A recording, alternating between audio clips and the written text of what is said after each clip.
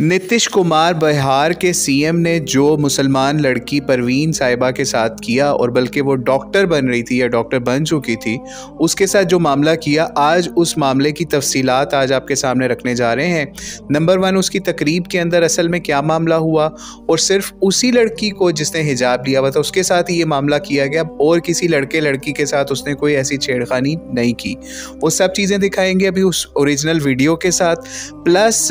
मुसलमानों का क्या रिएक्शन आया और क्या रिएक्शन आना चाहिए था, वो सब चीज़ें भी आपको दिखाएंगे। और किस आईपीसी के तहत, इंडियन पीनल कोड के किस सेक्शन के तहत इसके खिलाफ कार्रवाई होनी चाहिए, वो सब चीज़ें आखिर में चल के भी आपको बताएंगे। पहले तो आप अपनी स्क्रीन पे देख रहे होंगे जो इस वक्त एक कार्रवाई हो रही थी जिसके अंदर अवार्ड्स या फिर सर्टिफिकेट दिए जा रहे थे मेडिकल स्टूडेंट्स या डॉक्टर्स के अंदर। वहाँ पे आप देख रहे होंगे नॉर्मली लड़के भी आ रहे हैं, लड़कियाँ भी आ रही हैं, बगैर हिजाब के भी लड़कियां आ रही हैं। उनको इस बंदे ने कुछ नहीं कहा, चुप करके वो सर्टिफिकेट दे रहा है और या डिग्री दे रहा है और जा रही हैं वो सारे। लेकिन जब जैसी मुसलमान लड़की आती है उसके साथ आपने देखा कैसा इम्तियाजी सलूक बरता गया। उससे पहले जो है हिंदू आए और सिख आए, उनको किसी को कुछ नहीं कहा गया, लेकिन मुसलमान लड़की के ऊपर फौरी इस तरीके से अटैक किया गया या उसको हरासा किया गया, और उसके ऊपर वहाँ पास खड़े हुए लोगों ने भी कुछ नहीं कहा, बल्कि जो वहाँ इंतज़ामिया का बंदा था उसने बाकायदा उसको ग्रैब करके पीछे से उस लड़की मुसलमान को भी पीछे करके खींच दिया। यानी एक तो सीएम ने खराबी की और दूसरी तरफ उसके स्टाफ ने भी उसको टच भी किया, जो कि समझ लीजिए गलत काम है। और मुसलमानों का या जो लोग वहाँ बैठे हुए थे या खड़े हुए थे, चाहे हिंदू हों, चाहे सिख हों, चाहे मुसलमान हों, उन लोगों में इतनी इंसानियत नहीं बाकी थी कि वो उस एक इंसान समझ के ही उस लड़की के लिए वहाँ पे कोई आवाज़ उठाते या एहतजाज करते, क्योंकि उसके बाद भी ये सेरेमनी बड़ी आराम से सुकून से जारी रही। तो इससे आप समझ सकते हैं कि भारत के अंदर किस तरीके से माइनॉरिटीज़ और ख़ास तौर पे मुसलमानों के साथ इम्तियाजी सलूक बरता जाता है और उनको किस तरीके से किस किस चीज़ का निशाना बनाया जाता है। वो चाहे पढ़े लिखे हों चाहे अनपढ़ हों, सबको एक लाठी से हाँका जाता है। आप ये देखिए एक मुसलमान लड़की के साथ क्या वहाँ पे सलूक किया जा रहा है। और अब मुसलमानों को भी सोचने की ज़रूरत है और उनको उस वक्त को भी नबी इस्लाम की सीरा को पढ़ने की ज़रूरत है कि जब एक मुसलमान औरत की चादर खींची थी कुछ यहूदियों ने या एक यहूदी ने, तो नबी इस्लाम ने उसका किस तरीके से रिस्पॉन्स दिया था। बहरहाल मुसलमान तो वो काम नहीं कर सकते, लेकिन मुसलमान जो काम कर सकते थे उन्होंने वो भी नहीं किया।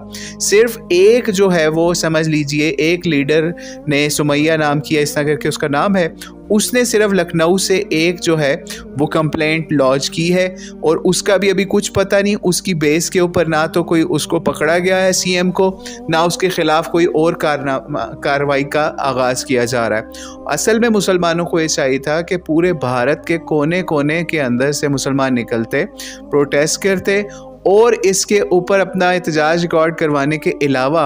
हर थाने के अंदर मुसलमान कंप्लेंट लिखवाते इसके ख़िलाफ़ कि इस तरीके से इसकी ये वीडियो है, ये हम वीडियो प्रूफ दे रहे हैं और ये पूरी दुनिया में वायरल है। इस बंदे को पकड़ें, इसने IPC 354 के तहत इस तरह हमारी बहन को हरासा किया है और किस तरीके से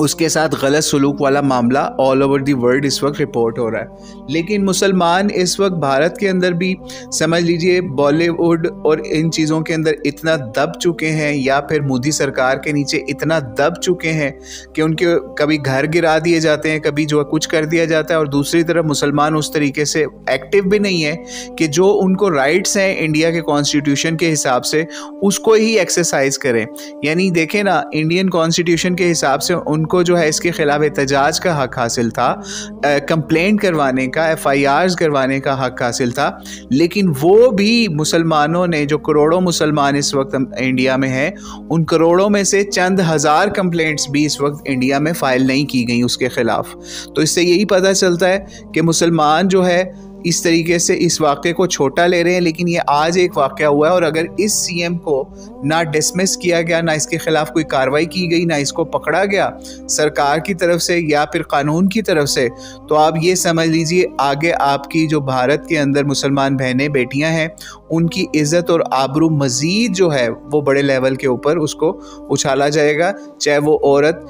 आम घरों में काम करने वाली हो, चाहे वो समझ लीजिए वाइट कॉलर जॉब में डॉक्टर की सीट के ऊपर ही जाने वाली क्यों ना हो, उनको इस तरीके से इस चीज़ का निशाना बनाया जाएगा। तो अल्लाह ताला से दुआ है, अल्लाह ताला भारत के मुसलमानों की हिफाजत करे, और भारत के मुसलमानों को भी चाहिए कि अपना अलहदा तशख़्ख़ुस जो है या अपनी अलहदा स्टेट्स जो हैं, अपनी अलहदा रियासतें जो हैं भारत के अंदर, उनके लिए उनको जो है कोशिश करनी चाहिए, और उन्हीं इलाक़ों के अंदर उनको हिजरत करनी चाहिए भारत के अंदर भी, कि जहाँ पे मुसलमान जो है वो बड़े लेवल पे उनकी कम्युनिटीज़ रहती हैं, और उनको इस तरीके से ऐसी जगहों पे भी नहीं जाना चाहिए जहाँ पे हिंदू मर्दों से उनका आमना सामना हो, या फिर हिंदुओं के साथ उनका कोई और इस तरह का इंटरेक्शन हो कि उनका महरम साथ ना हो, उनका भाई बेटा या फिर जो भी उनका गार्डियन है वो साथ ना हो। शरीयत के जो मामलात हैं वो इसी वजह से हैं औरत की रिस्पेक्ट के लिए, कि उनके एक तरफ उनका भाई हो, एक तरफ बाप हो, एक तरफ कोई भांजा हो, एक तरफ कोई भतीजा हो, एक पूरी फ़ौज हो औरत की प्रोटेक्शन के लिए। ये इस्लाम ने ऐसे ही महरम नामहरम के मामलात नहीं खड़े किए, ये इसके पीछे कुछ पूरी लॉजिक साइंस है जो कि आज लोगों को समझने की ज़रूरत है। तो फिर ही मुसलमान अपना जो है अलहदा तशख़्ख़ुस, अपना समझ लीजिए अलहदा एक समझ लीजिए स्टेट का मामला जो है वो इंडिया के अंदर ही रहते हुए बरकरार रख सकते हैं, या फिर उसमें काम अपना कर सकते हैं। लेकिन मुसलमान उस तरीके से एक्टिव नहीं है। भारत के मुसलमानों से रिक्वेस्ट है कि जो वहाँ पे स्ट्रॉन्ग हैं और सियासत में भी हैं, उनको इसमें अपना फौरी किरदार अदा करने की ज़रूरत है। अल्लाह से दुआ ही करें कि मुसलमानों की अल्लाह ताला पूरी दुनिया में हिफाजत फरमाए। वल्लाहु आलम बिस्सवाब। अस्सलामु अलैकुम वरहमतुल्लाहि वबरकातुहू।